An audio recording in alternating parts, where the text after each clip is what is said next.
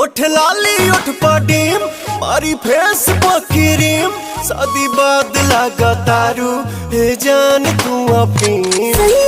सेवा करे से जिया करना दूध पी हमें प्रोटीन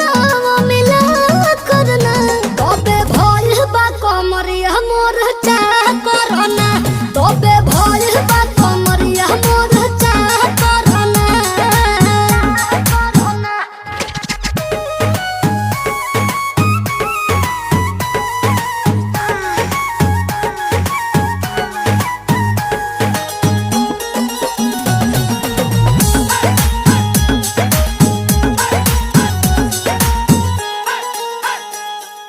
जगला में जो करे वो करे रात के मिलेला सुकून खाके राजा जी के हाथ के अच्छा लागेला कमर ककरी से भइल काटा हरावा हो गलिया लागेला जान टमा तारावा हो गलिया लागेला जान टमा तारावा हो कहे तोर गया तुझे को में पा